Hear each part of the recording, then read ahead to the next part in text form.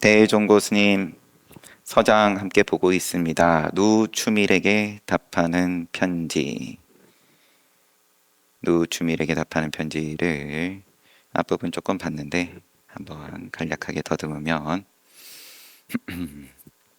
누추밀은 공부를 이미 하고 눈을 열었다라고 대종고 스님께서 그렇게 보시면서 하시는 말씀인 거죠. 시작이. 시간 어떻게 보내냐? 인연을 대하는 곳에서 바깥 경계에 의해 빼앗김을 받지는 않냐. 책상에 쌓여 있는 글을 보고 바로 처리하냐. 사물을 마주할 때 능히 움직이냐. 뭐 이런 것들을 쭉 이야기를 하신 다음에 지나간 일의 선악, 지나간 일의 좋고 나쁨, 헤아리지 말지니 다 도의 장애만 될 뿐이다. 동지 때도 우리가 행복을 분별하신 경 같이 봤지만 지나간 일 헤아리면 다 도의 입장에서는 장애다. 세상의 일에서는 지나간 일을 섬세하게 정확하게 얼마나 잘 헤아리냐의 문제이겠지만 하지만 정확하게 헤아린다는 것이 삐껴나간다. 안 정확해진다. 세상 일조차도. 다가올 일을 미래 일은 따져서 마음에 담을 필요가 없다. 마음에 담아둔 즉 혼란스러워진다. 현재 일이 눈앞에 이르거든 거스르거나 따르더라도 개의할 필요는 없다. 공부 잘하는 법입니다. 공부가 잘 된다, 잘 안 된다. 잘 되는 과목이 있다, 잘 안 되는 과목이 있다. 요 과목 선생님은 정말 내가 존경한다. 이 과목 선생님은 너무 좀 별로다. 그래서 나 공부하기 싫다. 잠이나 잘 난다. 이게 다 개의하는 겁니다. 아무 상관없다. 내가 좋아하고 싫어하고 내가 잘하고 못하고가 상관없다. 그냥 그때는 그거 한다.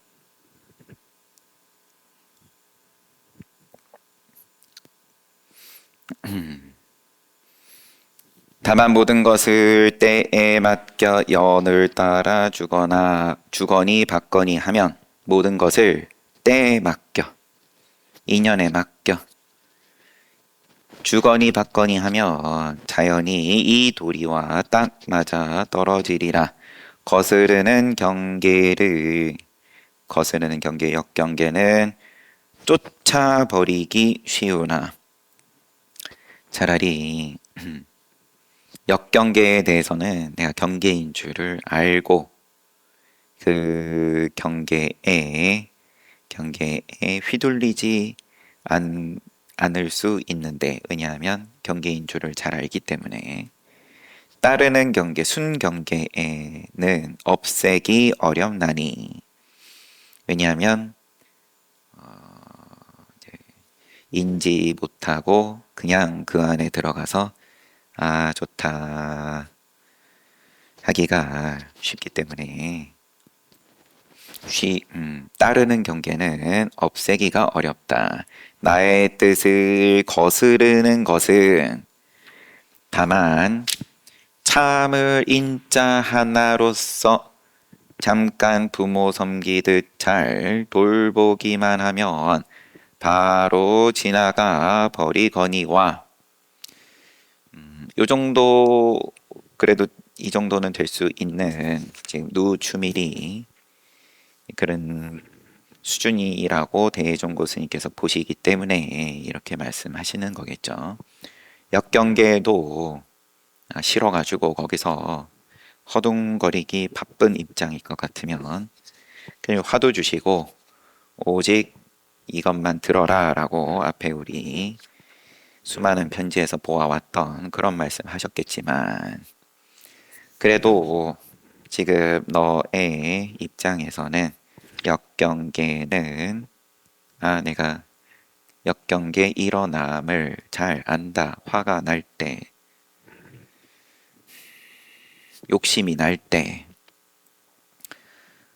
그래서 그때는 내가 잘 인지하고 빨리 인지를 하는 만큼 참기도 쉽고 그렇게 지나가 버리는데 순경계는 그야말로 네가 피할 곳이 없으니 마치 자석이 쇠와 서로 짝함과 같아서 피차 모르는 결에 합쳐져서 하나가 된다. 좋은데 그 좋은 거라 함은 그러면 내가 감각적 욕망과 합쳐진다. 이 수준은 당연히 누추밀께서는 벗어났겠지만 조용하다, 고요하다, 성성하다.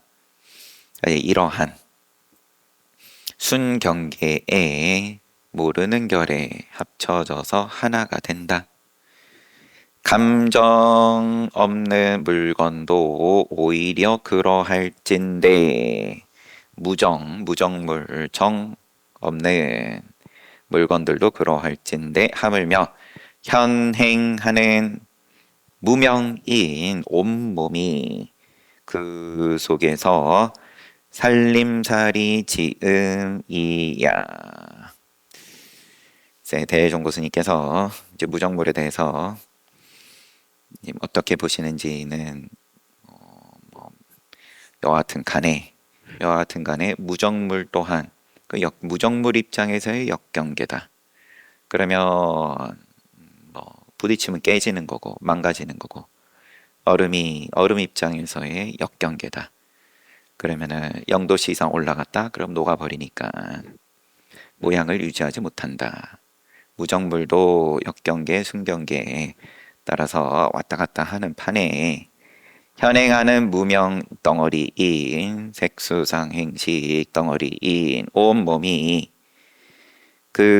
여기서는 한자로는 마경 마구니의 경계 속에서 살림살이 지음이야 늘 그 안에 들어가 있는 줄도 모른다. 이 경계를 당하여 만약 지혜가 없으면 자기도 모르는 결에 그가 너를 끌어다가 그물에 쳐넣어 버리니 지혜가 없으면 지혜다. 그대로 볼 수 있는 눈이 없으면 순경계를 순경계라 볼 수 있는 눈이 없으면 그냥 그 안에 갇혀버린다. 오히려 그 속에서 벗어날 길을 구한들 이미 어렵지 않겠느냐. 자기가 벗어날 길도 안 구하죠. 이미 편안한데 선정 속에 들어갔다. 그런 까닭에 예 조사님께서 세간에 들어도 세간 벗어나기를 남은 바가 없게 하라. 애매하게 적당히 발 걸치는 마음으로 공부해서는 답 없다.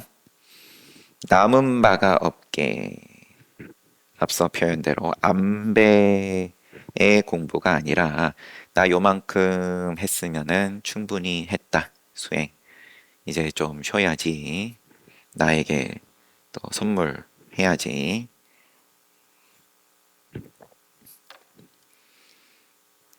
라고 하심이 바로 이런 이치이니라.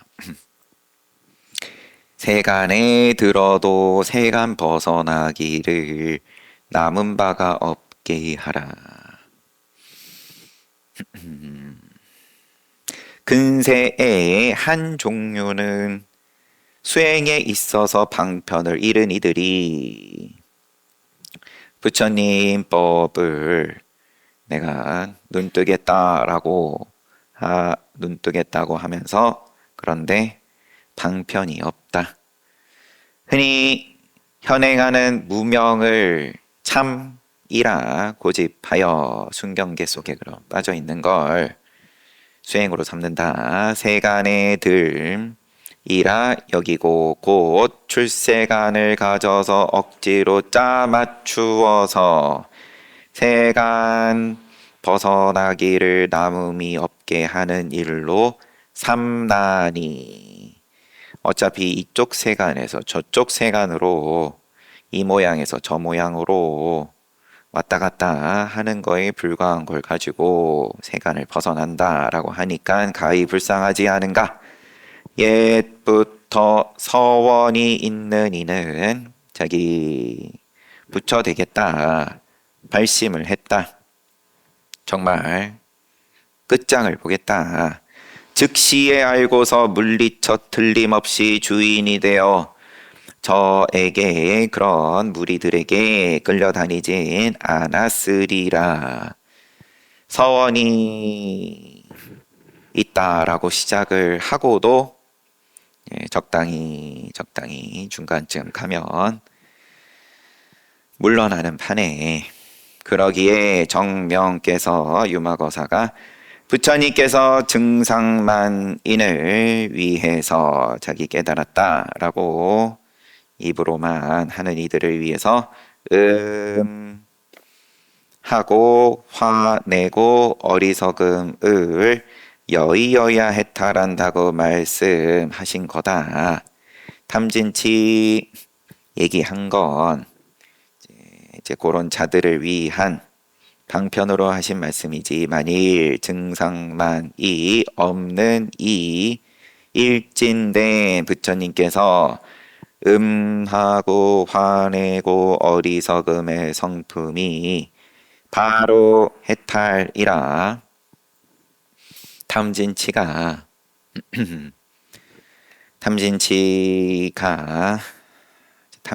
아니다. 탐진치가 이미 그 자리가 해탈이다 라고 말씀하셨다. 정명께서 혹여 이 허물을 면하려 한다면 역순의 경계 속에서 일어나고 사라지는 모습이 없어야지만 비로소 증상만이라는 이름자를 떼버리려니, 이렇게 해야지 비로소 세간에 들어서 영향 있는 놈이라고 하리라. 시비를 스스로에게도 시비하고, 그래서 요러요러한 건 역경계다, 없어야 되는 거다. 남에 대해서도 시비하고, 남의 모양에 대해서 저거는 없어야 되는 거다, 시비하고. 비난한다. 비난, 칭찬과 비난을 입 벌려서 해서가 칭찬과 비난이 아니라 이미 머릿속에서 24시간 돌아가는데, 이 가운데에서 일어나고 사라지는 모습이 없어야지만 증상만이라는 이름표 떼버린다.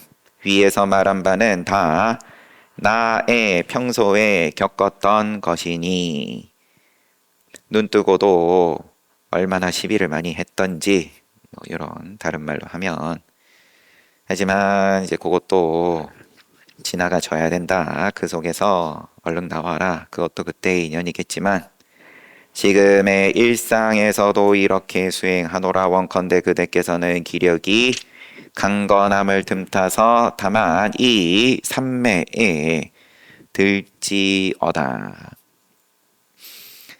이 삼매 순경계에 말키는 삼매가 아니라, 이 삼매는 순경계, 역경계, 그 가운데에서 내가 일으키는 모양이 없는 삼매다. 순경계도 삼매, 역경계도 삼매인, 일체가 삼매인 이 삼매에 들어라. 이 밖에 때때로 조주 스님의 무자를 끄집고 가서 오래오래 잘 익히면 자연히 무심하여 새까만 무명을 깨트리게 되리니, 바로 끝에 이르는 곳이니라 라면서 화두 얘기를 다시 하시네요. 그러면 이제 뭔가 경계가 완전하게 한번 바뀌었다라고 보신 건 아니고 앞에 말은 정정을 하고 우선은 지금 너가 이제 뭐 앞서서 나왔던 그러한 말씀들과 뭐 마찬가지이죠. 어지러움을 떠나서 조용한 곳을 찾으려는 그게 바깥으로든 내지는 안으로든 예, 그런 것에 대해서 공부에 대해서 이제 올바른 견해를 쭉 보여주신 다음에 그런 다음에 묻자 들어봐라. 누추밀에게 답하는 편지 두 번째.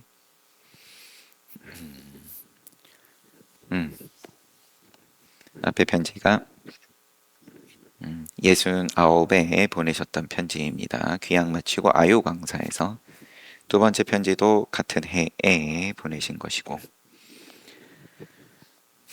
평상시 공부를 앞편지에서 이미 적지 않게 갈등하였으니 내가 너한테 잔소리했으니 단지 예전과 다름없이 바꾸거나 움직이지 말아야 사물이 온즉 그와 더불어 주고받고 하면 자연히 사물과 내가 하나 같으리라.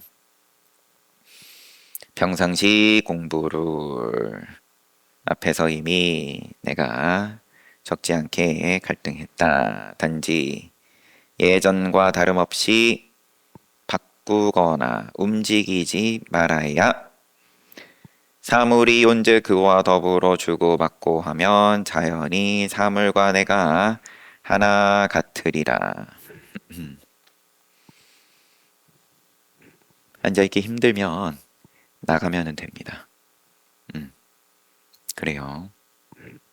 동참할 거면은 확실하게 동참하는 겁니다. 만만한 자리가 아니에요. 이 자리에 이게 이미 하나의 자격입니다. 내가 여기서 이익을 보겠다 하면 철저하게 이기적이어야 돼요. 내가 이익을 보겠다 하면 뭐가 뭔지 몰라도 사람들 모양 쓰는 것 내지는 지금 보고 있는 선사의 말씀 이게 뭔지 몰라도 그냥 같이 시간 보내보는 거고 아닐 것 같으면은 내가 이익이 되겠다 하는 데를 철저하게 찾아가야 돼요. 지금 너무 시간이 아까워요. 우리가 인간이 주어진 시간이. 두 번째 편지 앞부분 조금 봤고 근데 뒤에 내용을 보면은 알겠지만 요 말씀이 단지 예전과 다름없이 바꾸거나 움직이지 말아야 공부를 한다고 해서 뭔가 그러면 특별하게 요거는 요래야 되고 저거는 저래야 되고 뭐 잠은 어떻게 자야 되고 자세는 어떻게 해야 되고 먹는 음식은 어떻게 해야 되고 이런 거를 다 쓸어버리시는 말씀으로 우선 보입니다. 그런 거는 다 됐고 오직 앞서서 말미에 무자화도 한번 환기시켜 주셨으니까 화두만 들어라. 고덕께서 성현께서 걸림없이 툭 비워 그 가고 머문에 맡겨 고효히 비춰 그 근원을 훤히 깨달을지니 몸소 깨달음을 말한즉 증득한즉 사람에게 보일 순 없으려니와 이치를 말한즉 몸소 깨달음이 아니면 알지 못한다. 출처는 청량 진관 스님 말씀이라고 되어 있습니다.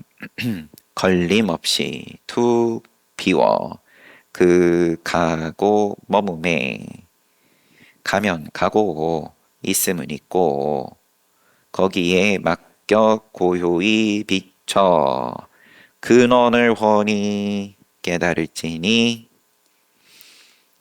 증득한다면 그걸 사람에게 보일 수는 없지만 또 아무리 이치를 말한들 직접 증득하지 못하면 알지 못한다. 라고 하셨으니 몸소 깨쳐 스스로 얻은 것은 끄집어내어 사람에게 드러내어 주려야 줄 수 없음이라. 오직 직접 깨쳐 직접 얻은 이라야 우연히 눈앞에 조금만 드러내어도 피차가 바로 묵묵히 마음이 통하리라. 가르치심을 보니 보내오신 편지 보니 이로부터 사람에게 속임을 받지 않는다 라고 하니 사람에게 속임을 받지 않는다. 사람이든 상황이든 내가 그러면 경계에 당해서 내가 거기에 속임을 받지 않는다. 앞서 다른 사람한테 보냈던 어제 봤던 편지에 무쇠와 같다. 쇳덩어리와 같다. 그런데 이런 말을 이제 쉽게 하면 당연히 그러면은 또 책임져야 될 일이 생기게 마련인 건데 공부를 잘못하지 않았음이로다. 너가 그렇게 말한 것처럼 이로부터 사람에게 속임을 받지 않는다. 책임질 수 있으면 그럼 똑바른 공부다. 최소한 순경계를 쫓아가는 앞서 지적을 했던 적지 않게 갈등하셨다고 했던 그것과 달라진 거니까 최소한 이치로라도 큰 틀이 이미 바르고 칼자루를 이미 얻었을진데 마치 소를 잘 치는 사람과 같아서 곶비를 항상 손안에 둔다면 어찌 사람의 농작물을 건드리겠는가. 문득 곶비가 풀려버려 콧구멍을 더듬어 찾을 데가 없으면 평원의 얕은 풀밭에 마음대로 종횡하리라. 안목에 대한 이제 비유 콧구멍 얘기도 하고 뭐 눈썹이나 또 코 이게 다 본분자리에 대해서 비유로서 이제 얘기를 하죠. 소는 당연히 우리 분별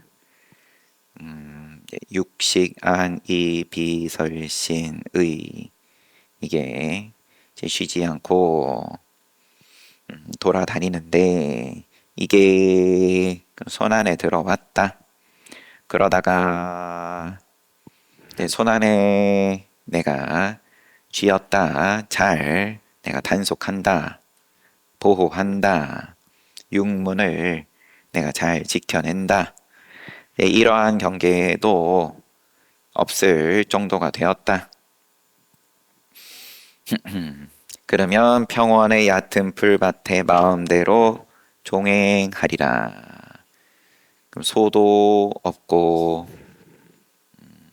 평원의 얕은 풀밭도 없고 다 한 덩어리다. 자명 노인께서 사방으로 놓아버려서 가로막지 말고 팔면에 걸림없이 마음대로 눈이 찌니 걷어들이고자 하면 오직 곱비만 거머쥐면 될 뿐이다 라고 했다. 아직 이처럼 되지 못했다면 마땅히 곱비를 바짝 잡아당기고 부드럽게 어루만지기까지 하면서 젖어들게 해라. 공부가 이미 익은 바에는 자연히 방비하려고 마음 먹지 않아도 되리라. 공부에 있어서 이제 화두가 깊이 들어가면 일부러 화두를 들겠다, 공부를 하겠다.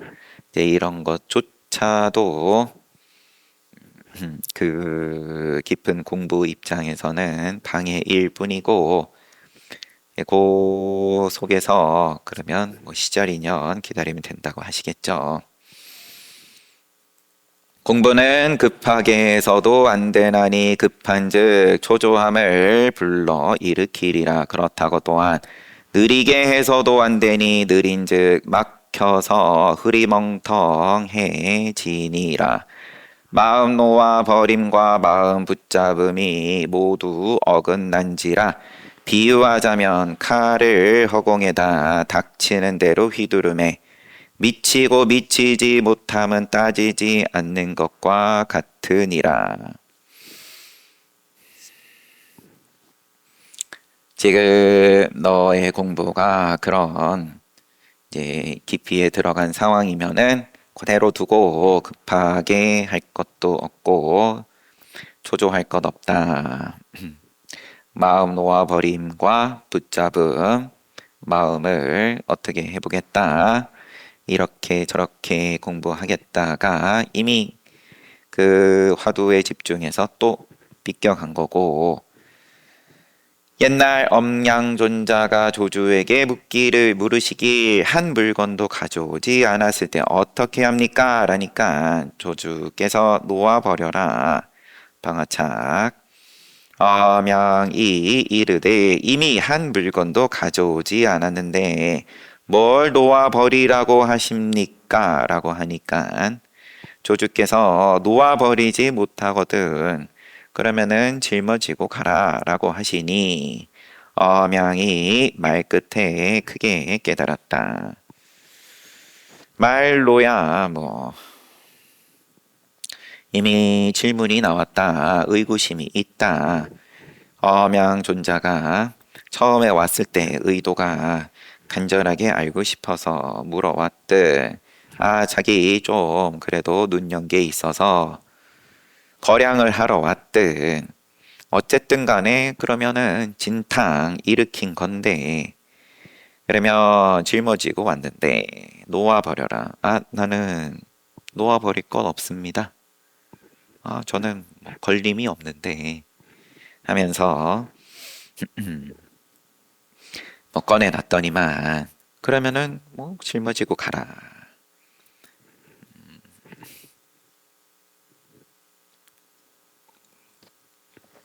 어제도 얘기했지만 점검 받으러 가가지고는 저 공부된 것 같다. 뭐라 하니까 공부 더 해야 될 것 같다. 놓아버려라. 아니다고 자기 공부됐다고. 그래 그럼 가라. 조주 스님이 뭐가 아쉬워가지고 또 어떤 스님이 고덕에게 묻기를 하기니 어찌할 수 없을 때 어떻게 해야 합니까? 공부에 깊이 들어가서 콱 막혀가지고 그렇게 간절함에 내지는 답답함이 머리 꼭지까지 올라와가지고 이제 묻는다라 그러면 최소한 그러면 양심에는 자기가 위선은 아닌 그러한 질문일 텐데 그 가운데에서도 일말 털끝만큼이라도 또 앞서서 봤던 이쪽 저쪽에다가 살짝이라도 뭔가 걸치고 있는 걸 보면 이제 그거를 뭐 쑤실 수도 있고 선지식 입장에서 아니면은 그래 이번 생에는 그 정도로 야 만족해라 그러고 넘어갈 수도 있는 거고 하기니 어찌할 수 없을 때 어떻게 해야 합니까? 라니까 또 고덕께서 노승도 역시 어찌할 수 없네 라고 하였다. 스님이 이르되 하기는 배우는 처지에 있기 때문에 어찌할 수 없거니와 하상께서는 큰 선지식인데 무엇 때문에 또 어찌할 수 없습니까? 라고 하니까 고덕께서 내가 만약 어찌할 수 있다면 바로 너의 이 어찌하지 못함을 을 뽑아 버릴 것이니라 라고 하셨다. 여기에 또 말끝에 하긴이 깨달았다. 두 스님의 깨친 곳이 앞서 조주 스님께 물었던 엄양 존자 깨달은 그 이야기이든 지금 또 요 이야기이든 두 스님의 깨친 곳이 바로 누추밀의 미한 곳이며 너가 지금 헷갈린 곳이며 너가 지금 막혀있는 곳이며 누추밀에 의심하는 곳이 바로 두 스님의 물은 곳 질문한 곳이다. 질문한 그 자리다.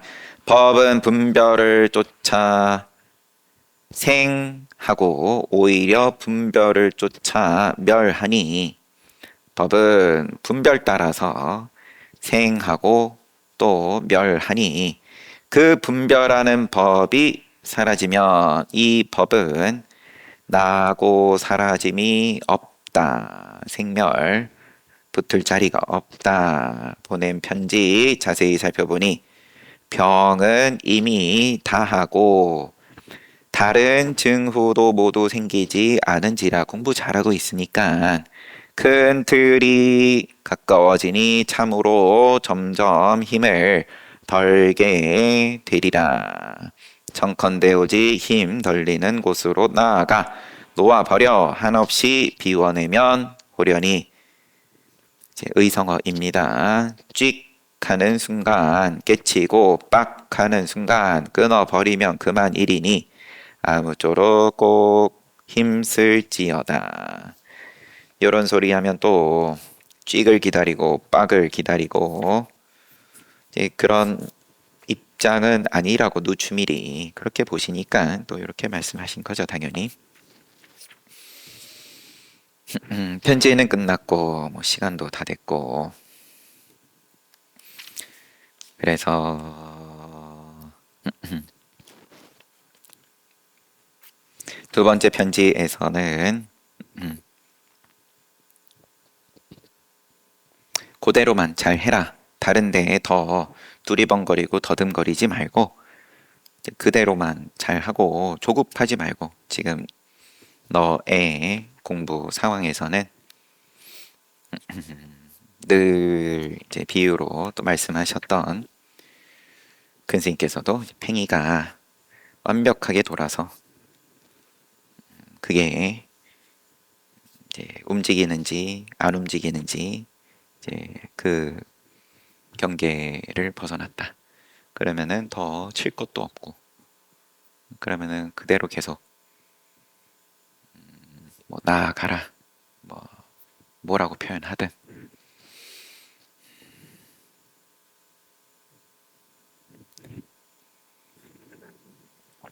잘 봤습니다. 15분 쉬고 정진합시다.